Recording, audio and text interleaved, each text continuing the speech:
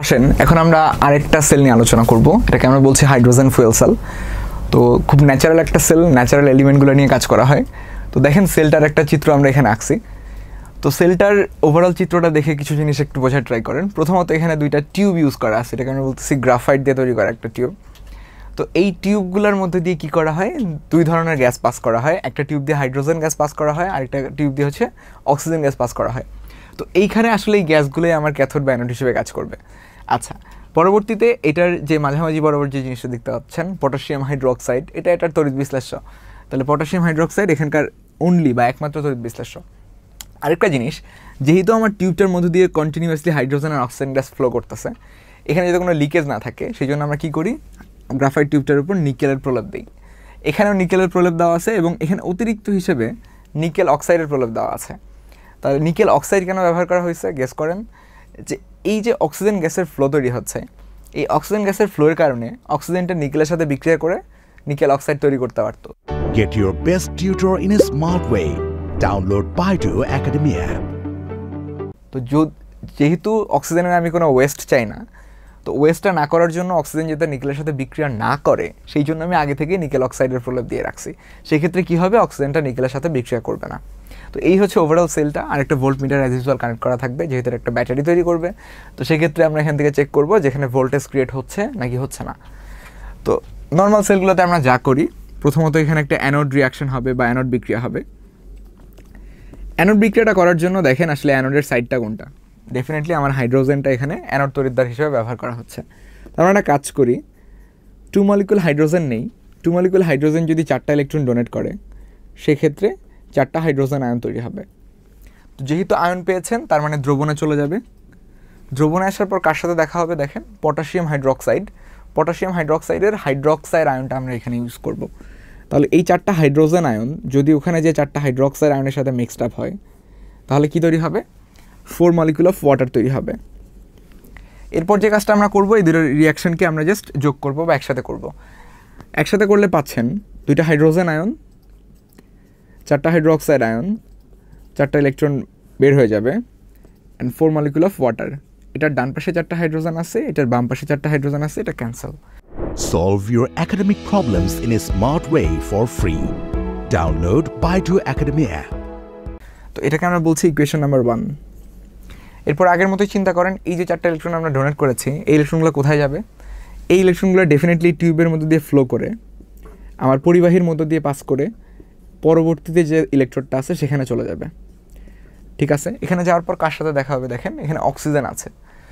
তো ক্যাথোড বিক্রিয়া লিখে নেওয়ার পর ক্যাথোড রিয়াকশন বা ক্যাথোড বিক্রিয়া, ওখানে যেহেতু অক্সিজেন অণুর সাথে যে দেখা হচ্ছে, তাহলে অক্সিজেন অণু এই 4টা ইলেকট্রন গ্রহণ করবে, গ্রহণ করে 2টা অক্সিজেন 2- আয়ন তৈরি করবে।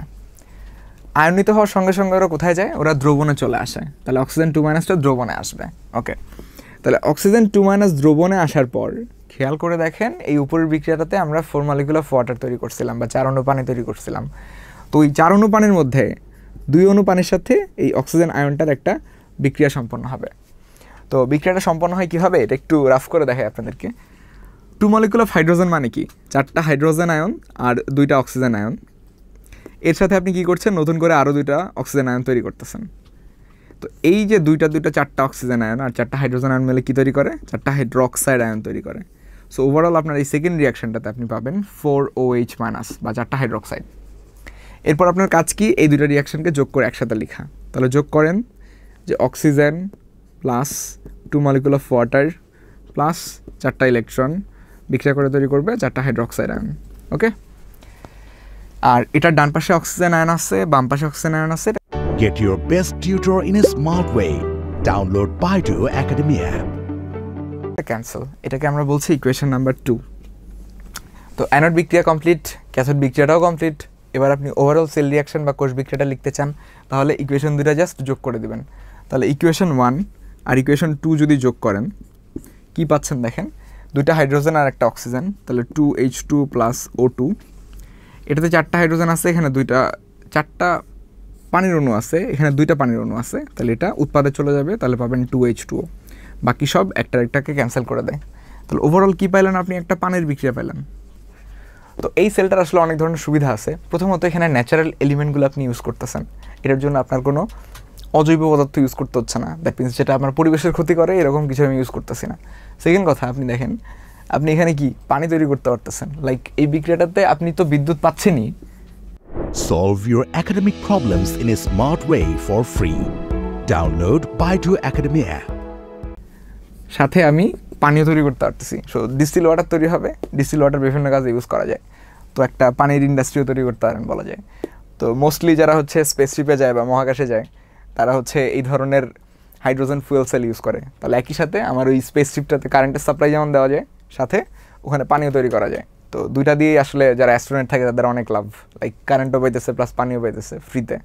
ওকে, অ্যান্ড এটা মাথায় রাখেন, এটা কোনো রিচার্জেবল সেল না, লাইক এটাকে নতুন করে রিচার্জ করা যায় না। হাইড্রোজেন ফুয়েল সেল একবারের জন্যই প্রযোজ্য, যতক্ষণ পর্যন্ত আপনি হাইড্রোজেন আর অক্সিজেন গ্যাসের ফ্লো মেনটেন করবেন ততক্ষণ পর্যন্ত এটা ফাংশন করবে, অ্যান্ড পটাশিয়াম হাইড্রোক্সাইডটাও মেনটেন করতে হবে। সো আশা করি এই ছোট্ট এবং সহজ জিনিসটা বুঝতে পারছেন।